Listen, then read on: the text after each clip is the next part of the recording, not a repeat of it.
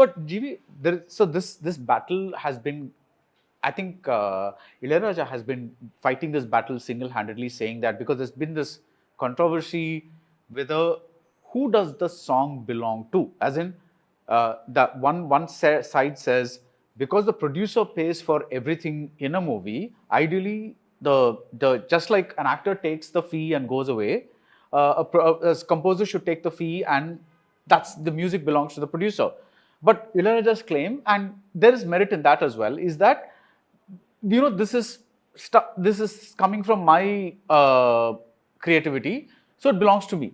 Where do you like? I'm not asking you to take a stand so much, but how do you see this issue? Maybe I don't know if it's possible. Lease it out for a particular time. Yeah. Or maybe till the revenue is recovered by the producer. Say, okay, this is one value you have got it for. And give me numbers. Give me numbers. Let's say a producer pays 100 rupees to a singer, a composer. A composer. And a composer sings and performs and does a song. So let the work be popular, earn for the film for a particular time period, say a number of years. Till it earns back the 100? Maybe, yeah. Or 200, let's say. Okay, a profit, like a reasonable profit. After that, maybe after 3, 4 years or 5 years, maybe the tune should belong to the composer. Okay.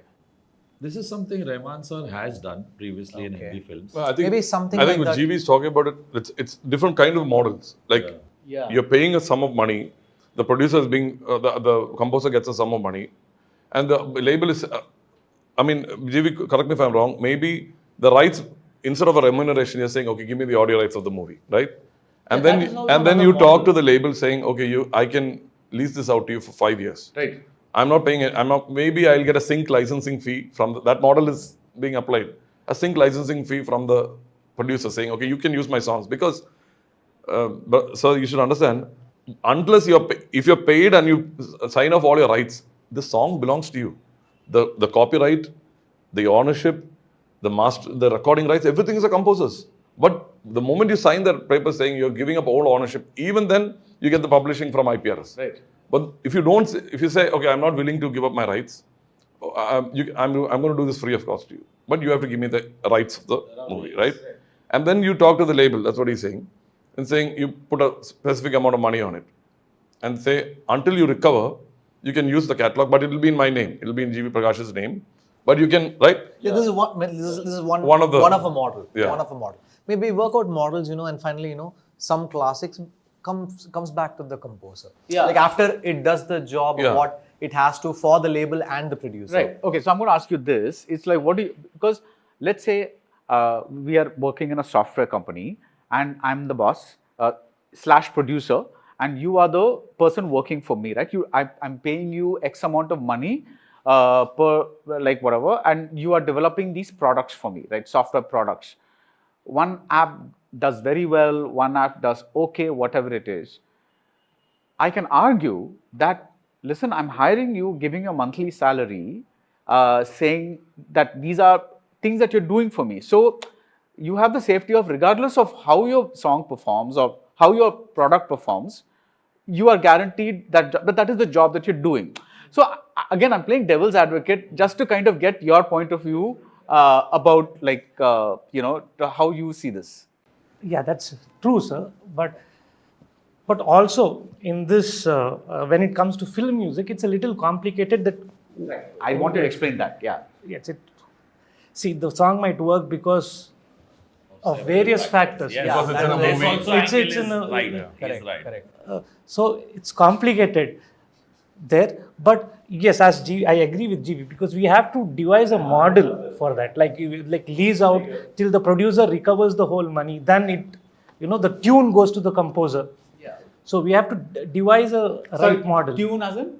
The master. The master rights. Yeah. On So the creation, the tune, the idea, that belongs to the composer. So it's a very, very complicated legal system that is Have you boys debuted on the Hindi side already? You have. And you have yeah, also. Yeah. And, I am. But have you all worked directly with Hindi producers? You worked with producers and then the film has become. You worked with Anurag. Yeah, he's I worked on a worked lot on of. that. Yeah, I've Yeah, so that's a different league altogether. That's someone who understands the vision. You need one person to believe. Whether your maker stands with you and tells the label, this also happens. That's where you need a support of a maker, which is very beautiful, and association. That I was thinking of it like the theatrical thing only. Like, see, you make a film, you sell it out for MG. MG is like one minimum amount. MG. Yeah, and then it crosses one particular amount, then you start share sharing. the. Yeah, so on the Hindi side, the actors are doing that, right? That film banayegi profit, so we will make some money. They're doing that so that the film doesn't get into a fee structure, they lose money. Right. Like Akshay Kumar takes 65 crores ki jagah pe, he'll be like, I won't take. And let it break even or reach a point and then you give me. Yeah. Composers also should or can do that, because as he is saying, there's a Ranbir Kapoor just made maybe a Suraj Dubai hit, which is fully possible. Without Jacqueline and Ranbir, maybe the song wouldn't be Suraj Dubai. It would be maybe some other hit song. But it matters. They are investing. They're putting TV promos, ads, money on Reels, YouTube, all this. So they are like, we own it. We are going to accrue from this. Right. But his idea of the licensing is something that happened in one or two movies also. no, it's happening big time in the south right now. Yeah, so on this side, only that wherever on Hindi, sorry I keep saying this, but because it is a very stark difference of working. Not as an industry, now we're all one, but the workings are very different on Hindi. It's a strict line which, unless you are a super established and loved, beautiful composers like they are from the south, if a new rank kid tries to come in here and tries to put anything and doesn't have the support of his maker or the producer, label, if I also suggest after whatever little I've achieved, if I just say lease karo, they're like, इसको निकालो यार pictures से, क्या बोल It happens, but it's that leverage कौन that है ये, इसकी औकात क्या है types हो जाता है, इधर नहीं चलता है. it's a relationship you have with if the composer wants you and you say, okay, I don't want to be paid for this. Right. I mean, the producers, I've worked on a few projects like that. Yeah. I remember Officer on Duty, I didn't get paid for it, but it was more of it was a collaborative, I could take the rights and then do what I want, whether I could sell it or put it on my channel. I was given full freedom.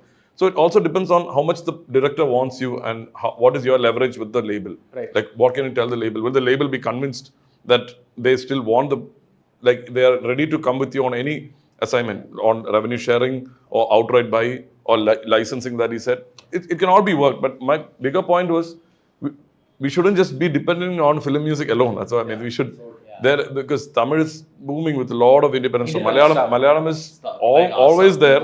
And now it's in the Malayalam hip hop scene, it's like almost mainstream. Malayalam hip hop scene, like the charts are all, and we're proud, and we always, it's cross call.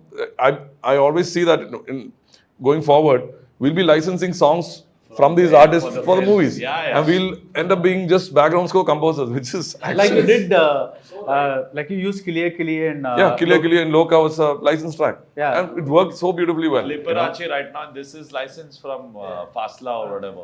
That's what I think in Hollywood too. That's exactly what's happening. That's because it's so right, because the artist didn't give in also, right? Like Shashwat has done the rest of the songs of the film. One song comes out from, I think wherever the artist is, a Nigerian or somewhere from the UAE, but that song was licensed.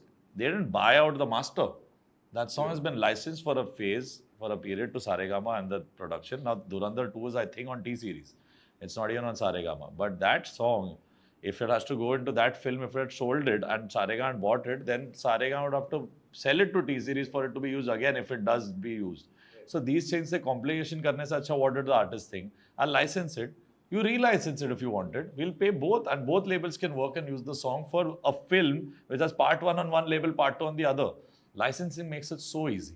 So right about syncing, license. I think I just got an idea seeing us four like this. We should do a workshop of how to be an artist. How to ask for a right. This is turning out to be we don't want to like belittle all our. I mean, music composition is the song. It's like the core of any movies, and all that is there. But I'm just saying, we shouldn't just be depending on that. We should musicians and composers should leverage their catalog on their own. That's my point. And Jake, I love that point that you make, because you have the fact that we have independent musicians, and many of them have wonderful lives on YouTube, which is not reflecting on screen, right? It's like you look at how Sai Abhyankar came on the scene in like right now.